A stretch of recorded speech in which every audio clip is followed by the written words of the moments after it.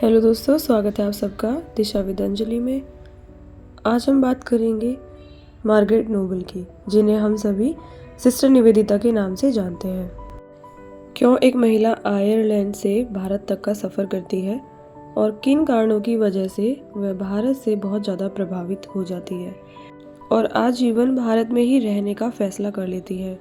कैसे उनकी मुलाकात स्वामी विवेकानंद जी से हुई, ये हम जानेंगे एक कहानी के माध्यम से। तो चलिए शुरू करते हैं। निवेदिता का जन्म 28 अक्टूबर 1867 को उत्तरी आयरलैंड में हुआ था। उनके पूर्वज मूलतः स्कॉटलैंड के निवासी थे और वहां से आकर आयरलैंड में बस गए थे। उनके दादा पक्के राष्ट्रवादी थे, इसलिए निवेदिता के चरित्र में स्कॉटिश वीरता, आयरिश राष्ट्र प्रेम दोनों के दर्शन होते थे।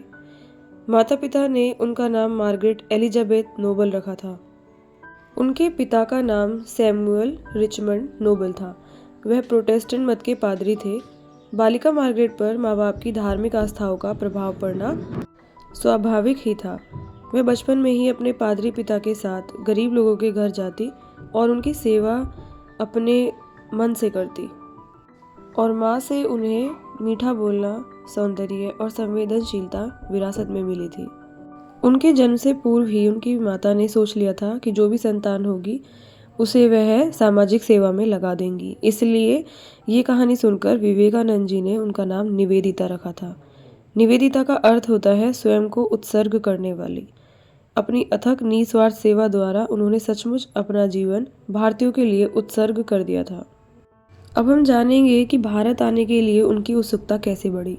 भारत के प्रति बालिका मार्गरेट की उत्सुकता इस वजह से बढ़ी कि एक दिन मार्गरेट के पिता उनके मित्र जो भारत में रहते थे दोनों आपस में बात कर रहे थे। मित्र पिता से मिलने आए थे। उन्हें भारत और वहाँ की संस्कृति और लोगों के विषय में बताने लगे। मार्गरेट उस समय बहुत छोटी थी। भारत की कहानी सुनकर उनके मन में भारत आने की बात उठी और बचपन की उनकी इच्छा एक दिन सचमुच पूरी हुई। मित्र का वृतांत सुनकर मार्गरेट के माता पिता बहुत प्रभावित हुए थे। वे भारत और उसकी संस्कृति में बहुत रुचि लेने लगे। इस परिवार को भारत के बारे में जितना अधिक मालूम होता जाता, उतना ही अधिक भारत के प्रति उनका प्रेम बढ़ता जाता। आए दिन उनके घर भारतीय अतिथि आते रहते और भारत में उनकी दिलचस्पी बराबर बढ़ती जाती। मार्गरेट की उम्र के साथ उनकी भारत आने की जिज्ञासा बढ़ती गई। जब उन्हें यह मालूम हुआ कि भारत के लोगों की संस्कृति महान होते हुए भी वे गरीब और निरक्षर हैं और पराधीनता और शोषण की चक्की के बीच पिस रहे हैं, तो वह बहुत दुखी हुई। उन्होंने भारत जाकर भारतीयों के लिए काम करने का निश्चय किया।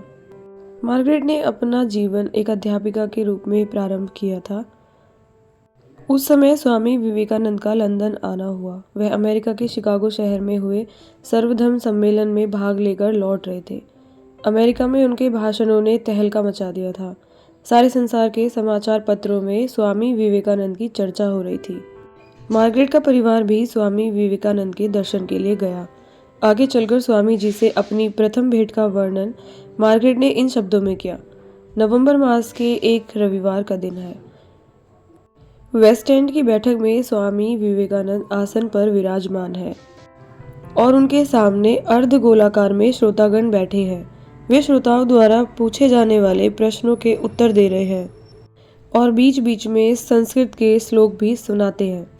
गोधूली अंधकार में बदल गई है, परंतु लोग इस प्रकार बैठे हैं जैसे भारत के किसी गांव में किसी वृक्ष के तले अथवा किसी कुएं की मुंडेर पर बैठे किसी साधु की वाणी सुन रहे हों। स्वामी जी ने आत्मज्ञान से जुड़े हुए कुछ शब्द कहे थे, यानी अपने आप को जानना। मनुष्य दुनिया भर को जानने की कोशिश करता है पर अपने आप को नहीं जानता। मार्गरेट ने ऐसे सीधे साधे शब्दों में इतनी गहरी बातें तब तक सुनी नहीं थी। उन्होंने पहली बार अनुभव किया कि जिस प्रकाश की खोज उन्हें थी वह उन्हें मिल गया। उन्होंने स्वामी विवेकानंद जी के सामने कुछ प्रश्न रखे। विवेकानंद जी ने हर एक प्रश्न का उत्तर देकर उनको आश्चर्यचकित कर दिया। मार्गरेट स्वामी जी से इतनी अधिक प्रभावित हुई कि शीघ्र ही उन्होंने स्वामी जी को लिखा, मैं आपकी शिष्या बनना चाहती हूँ, इसलिए आप बताएं मैं किस योजना के अनुसार क्या काम करूं।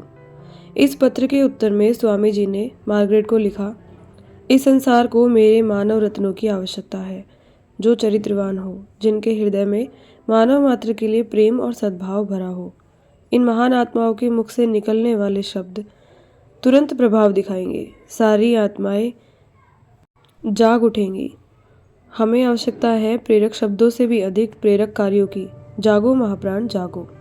स्वामी जी के उत्तर मिलने पर लगभग 1 वर्ष के पश्चात 21 जनवरी 1898 को मार्गरेट नोबल भारत सेवा का संकल्प लेकर भारत पहुंची। उस समय उनकी आयु 31 वर्ष की थी। स्वयं स्वामी जी उन्हें लेने बंदरगाह पर उपस्थित हुए थे। स्वामी जी ने उनके रहने का और उन्हें संस्कृत तथा बांग्ला शिक्षा देने का प्रबंध किया।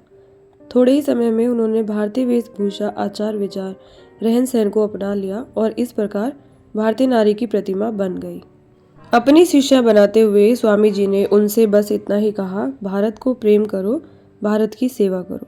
बस यही आदेश उनके जीवन का मूल मंत्र बन गया। स्त्री शिक्षा स्वामी विवेकानंद के समाज सुधार कार्यक्रम का एक महत्वपूर्ण अंग था। उन्होंने निवेदिता को यही काम सौंपा। वह जानती थी कि भारत की सबसे बड़ी समस्या निरक्षरता की है। उन्होंने कलकत्ता में निवेदिता बालिका विद्यालय की स्थापना की।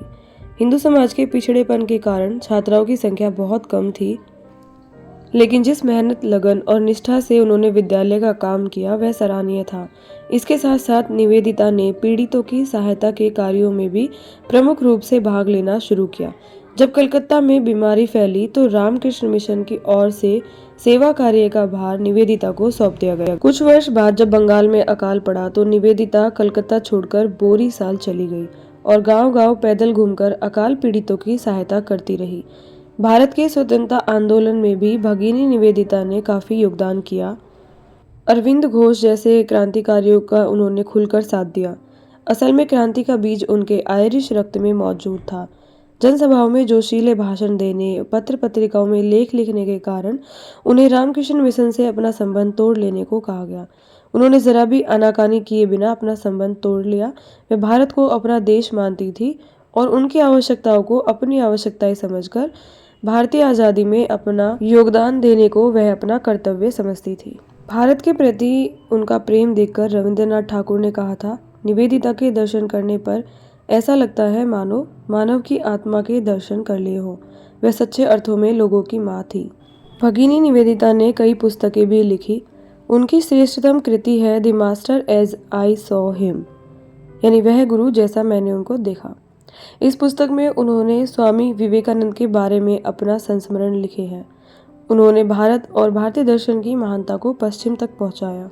भारत के प्रति उनका प्रेम और उनकी सेवा का भाव हमेशा भारतीयों के हृदय में जिंदा रहेगा।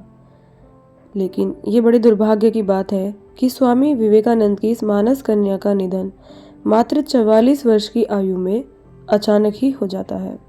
जब वह दार्जिलिंग गई हुई थी तब 13 अक्टूबर 1911 को खराब स्वास्थ्य के कारण उनकी मृत्यु हो जाती है। उनकी असामयिक मृत्यु से भारत ने एक ऐसी वीर नारी को खो दिया जो भारतीयों की नींद सोती थी और भारतीयों की ही नींद उठती थी। उनका अंतिम दाह संस्कार हिंदू शास्त्रीय विधि से किया गया। दार्जिलिंग में स्थापित उनका स्मारक आज भी उनका यशोगान कर रहा है। तो दोस्तों, देखा आपने कैसे एक आयरिश महिला भारत आने का संकल्प लेती है, भारतीयों की सेवा करने का संकल्प लेती है और वह अपनी मृत्यु पर्यंत इस कार्य को पूरा भी करती है। किंतु भाग्य ने भारत से एक ऐसी नारी को छीन लिया था जिसकी वजह से भारतीय नारी भी उनसे प्रेरणा लेकर आगे बढ़ रही थी।